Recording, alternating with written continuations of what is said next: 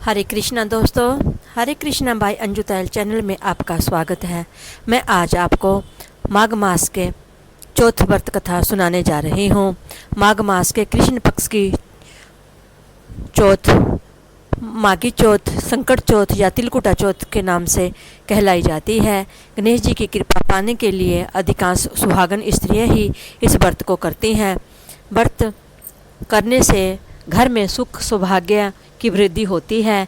विवाहित महिलाएं इस दिन अपने बच्चों की सलामती के लिए व्रत करती हैं। बता दें कि इस दिन चौथ में चंद्रमा के दर्शन करने से गणेश जी के दर्शन का पुण्य मिलता है। और तिल चौथ माता की कहानी इस प्रकार है। एक शाहूकार शाहूकारनी थे। वे दान धर्म पुण्य कुछ भी नहीं करते थे, जिसके कारण उनकी कोई औलाद नहीं थी।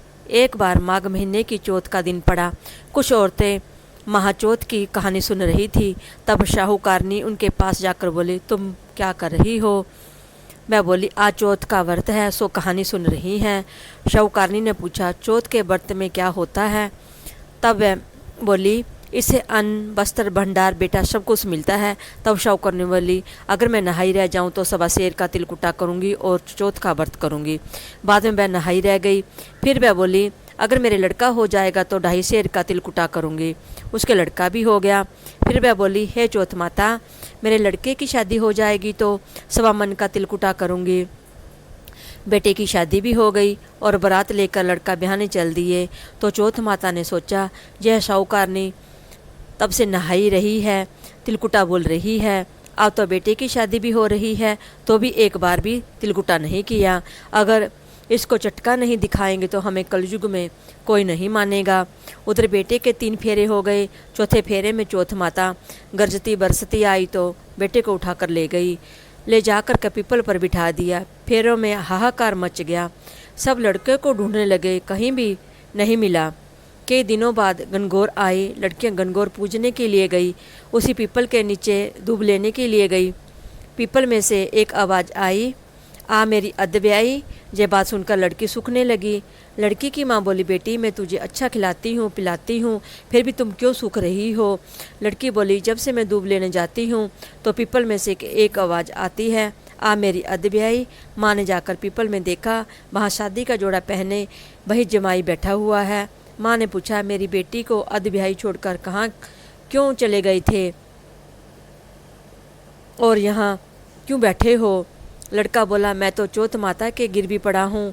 मेरी माँ ने तिलकुटा बोला था पर किया नहीं, जिससे चौथ माता नाराज हो गई और उठाकर ले गई। तब चौथ माता ने मुझे सारी बात बताई। लड़के की माँ बोली, अगर मेरा बेटा आ जाएगा तो 2.5 मन का तिलकुटा करूँगी। लड़की की माँ ने भी 2.5 मन का तिलकुटा करा। चौथ माता खुश हो गई। लड़के को लाकर फेरों में बिठा दिया। लड़के की शादी हो गई। जब लड़का बहू को लेकर अपने घर पहुंचा, बाद में शाहूकारनी ने धूमधाम से चौथ माता का व्रत किया और 2.5 मन का तिलकुटा किया। सबको भी चौथ माता व्रत और तिलकुटा करना चाहिए। हे चौथ माता, जैसे उसका बेटा बहू मिलाया वैसे सबको मिलाना। कहते सुनते हुंकारे भरते। तिलकुटी चौथ की कहानी कहने के बाद में गणेश जी की भी कहानी कहनी चाहिए। एक बन्याक महाराज थे। चुटकी में चावल कुल्लियों में दूध लिए फिर रहे थे। कोई मेरी खीर बना दे, कोई मेरी खीर बना दे। जरा से दूध चावल की कैसी खीर बने? एक बुढ़िया थी, बोली, ला बेटा मैं बना देती हूँ। बुढ़िया बाहर जाने लगी तो बोले, कहाँ जा रही हो? बेटा बर्तन मांग के लाऊं? बोले, देख तेरे घर में अंदर दूध का टोकना भरा है, चावल की प्रांत भरी है। चूल्हा जला के खीर बनाई। खीर निकलने लगी। बहू ने कटोरा भर के किवाड़ के पीछे बन्याक बाबा का छिट्टा लगा करके खा ली। जब सारी खीर बन गई, बुढ़िया बोली, आ बेटा जीम ले। मैंने तो खा ली। कब खाई? जब तेरी बहू ने खाई। बुढ़िया बोली, बहू तने खीर जूठी कर दी? हाँ जी, खीर निकल रही थी, मैंने कटोरा भर के बन्याक जी का छिट्टा लगा के खा ली। बन्याक जी से बुढ़िया बोली, अब क्या करूं? गणेश जी बोला, खा बाँट। बुढ़िया खीर बांटने लगी तो दुनिया निरचा चिरचा करने लगी कि कल तो बुढ़िया भूखी मरती थी और आज खीर बांट रही है। झोपड़ी को लात मारी, महल बन गया, खूब धन हो गया। जैसे बन्याक बाबा बुढ़िया ने टूटा वैसे सप्पा टूटे। कहते सुनते हुकारा बढ़ते। बोलो गणेश महाराज की, तिल चौथ माता की जय।